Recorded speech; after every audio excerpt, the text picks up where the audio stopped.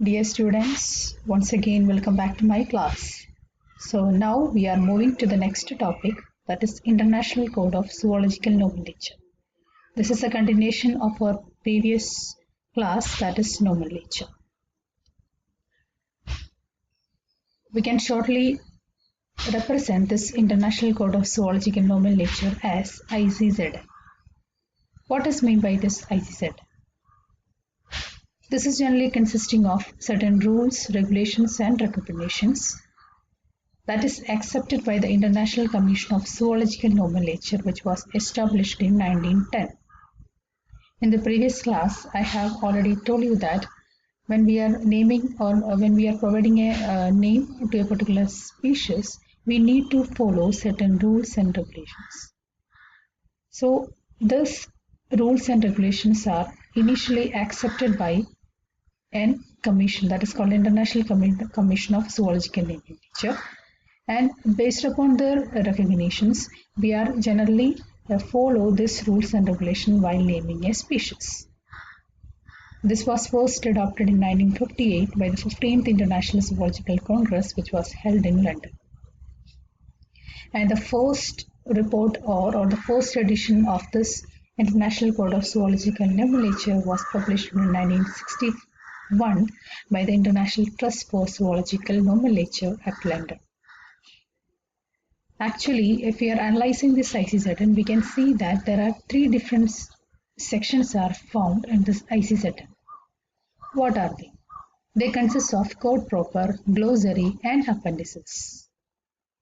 The code proper includes the preamble and the articles.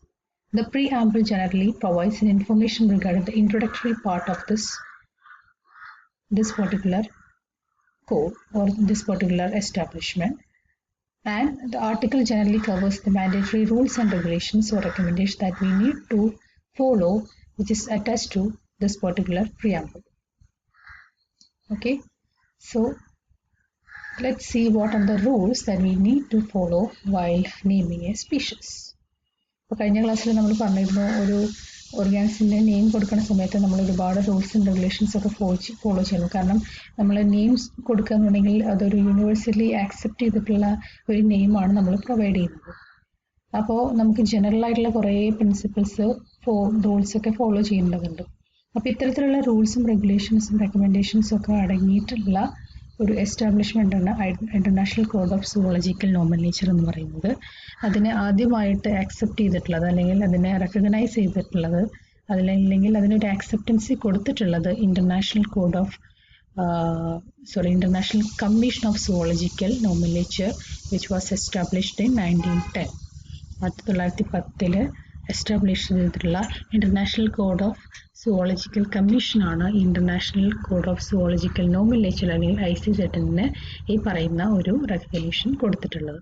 അപ്പോൾ നമ്മൾ name ചെയ്യുന്ന സമയത്ത് എന്തൊക്കെ റൂൾസ് ആണ് ഫോളോ ചെയ്യേണ്ടത്? For naming a species we need to always follow a binomial system.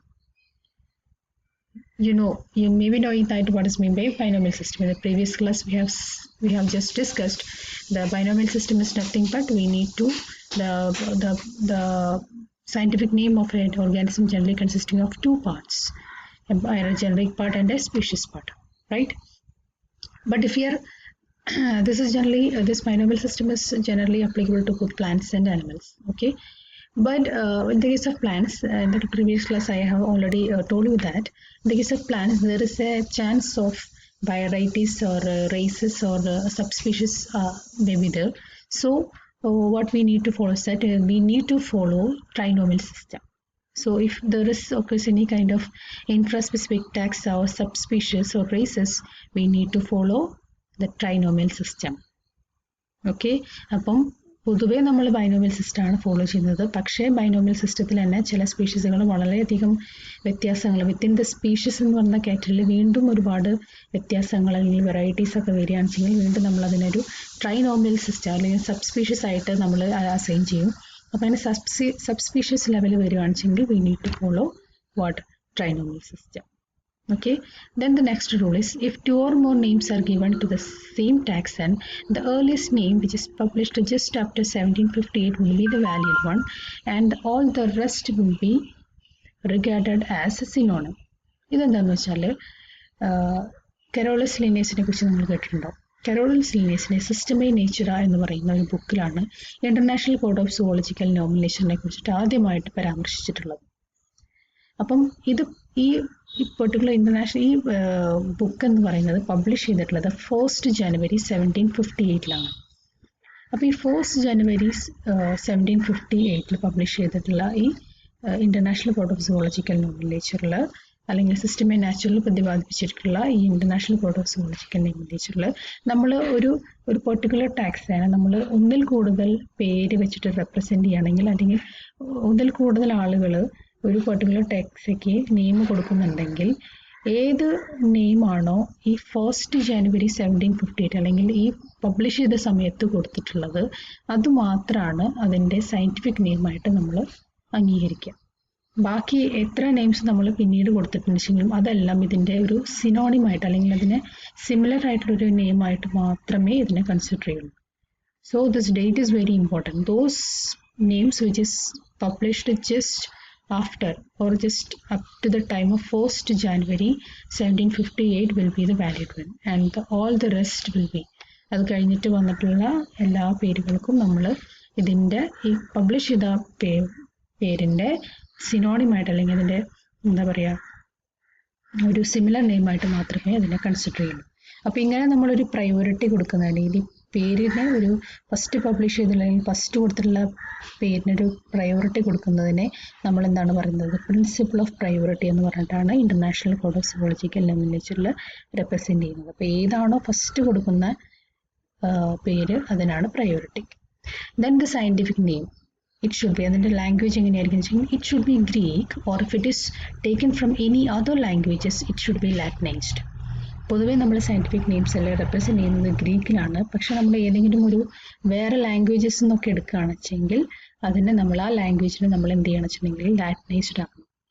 ഇപ്പം ടെമറിറ്റ് ഇൻഡിക്ക എന്ന് പറഞ്ഞെങ്കിൽ this is a scientific name, വാളംപുളിയുടെ സയൻറ്റിഫിക് നെയിമാണ്. അപ്പോൾ ഈ ഇൻഡിക്ക എന്ന് പറയുന്നത് ഇന്ത്യ എന്ന് പറയുന്ന കൺട്രീൻ്റെ ലാറ്റിനൈസ് ചെയ്തിട്ടാണ് നമ്മൾ ഈ ടെമറിറ്റ് ഇൻഡിക്ക എന്ന് പറയുന്ന പേര് കൊടുത്തിട്ടുള്ളത്.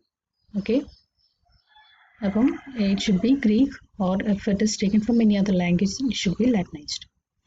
Then first word should be singular noun and the second part should be the adjective of the first one. അപ്പോൾ ഈ പേര് കൊടുക്കുന്ന സമയത്ത് ആദ്യത്തെ പേരെന്ന് പറയുന്നത് അതിൻ്റെ ഒരു സിംഗുലർ നൗൺ ആയിരിക്കണം.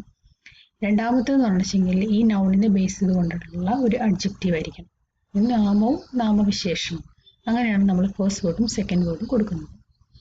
ദെൻ നമ്മൾ സയൻറ്റിഫിക് നെയിം എഴുതുന്ന സമയത്ത് it should be always printed in italics. ഇപ്പോൾ നമ്മൾ ബുക്കിൽ പബ്ലിഷ് ചെയ്യണം, ബുക്കിലൊക്കെ നമ്മൾ കണ്ടിട്ടുണ്ടാവും സയൻറ്റിഫിക് നെയിംസ് ഒക്കെ എന്താണ് ഇറ്റാലിക്സിലായിരിക്കും റെപ്രസെൻറ്റ് ചെയ്തിട്ടുണ്ടാവുക അല്ലേ. ഇനി നമ്മൾ എഴുതുകയാണെന്നുവെച്ചെങ്കിൽ if it is hand written നമ്മളെപ്പോഴും സയൻറ്റിഫിക് നെയിം എഴുതുന്ന സമയത്ത് ഇറ്റ് ഷുഡ് ബി അണ്ടർലൈൻ. നമുക്ക് ഇറ്റാലിക്സിലല്ല നമ്മൾ എഴുതാം. നമ്മൾ കൈകൊണ്ട് എഴുതുന്ന സമയത്ത് എന്ത് ചെയ്യണം? ഈ സ്പീഷ്യസ് നെയിമിൻ്റെയും ജീനസ് നെയിമിൻ്റെയും ഇടയിൽ അണ്ടർലൈൻ ചെയ്യണം.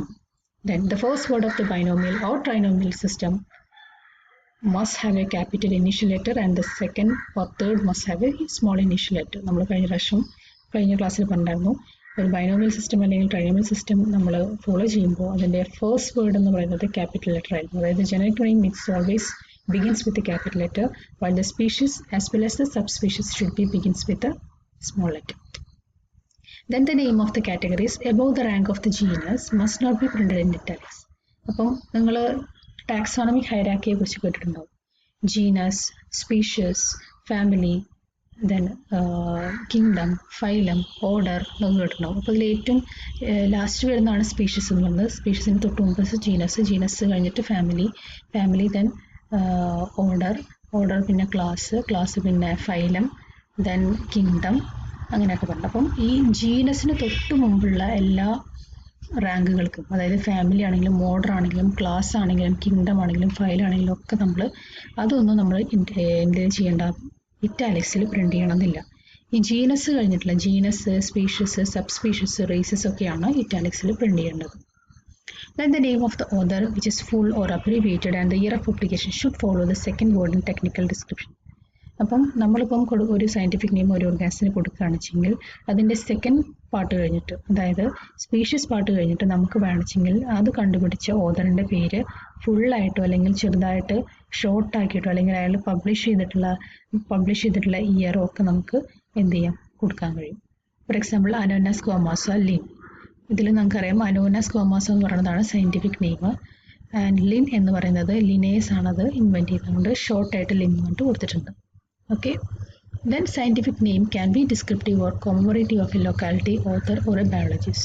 പിന്നെ ഈ സയൻറ്റിഫിക് നമ്മൾ കൊടുക്കുന്ന സയൻറ്റിഫിക് നെയിം എന്തൊക്കെയാവാം, എന്തെങ്കിലും ഡിസ്ക്രിപ്റ്റീവ് അല്ലെങ്കിൽ എന്തെങ്കിലും ഒരു കൊമമറേറ്റീവ് ആയിട്ടുള്ള ഒരു പെർട്ടിക്കുലർ ലൊക്കാലിറ്റിയുടെയോ അല്ലെങ്കിൽ ഒരു ഓതറിൻ്റെയോ അല്ലെങ്കിൽ ഒരു ബയോളജിസ്റ്റിൻ്റെ പേരോ അങ്ങനെയൊക്കെ വെച്ചിട്ട് നമുക്ക് സയൻറ്റിഫിക് നെയിം കൊടുക്കാവുന്നതാണ്. Then when a name is changed due to some reasons or other, the name of the original author must be given in parenthesis.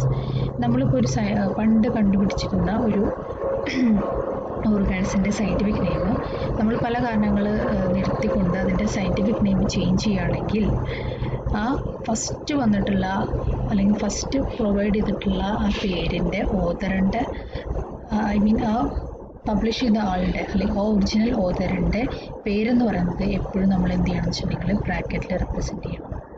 അത് ബ്രാക്കറ്റിൽ റെപ്രസെൻറ്റ് ചെയ്തിട്ട് വേണം പിന്നെ മോഡിഫൈ ചെയ്തിട്ടുള്ള സയൻറ്റിഫിക് നെയിം നമ്മൾ കൊടുക്കുക. Okay. when the name is changed due to some reasons or other, the name of the original authorൻ്റെ പേര് എപ്പോഴും നമ്മൾ ഒരു ബ്രാക്കറ്റിൽ പാരന്തസിസിൽ കൊടുക്കും. So that's all about the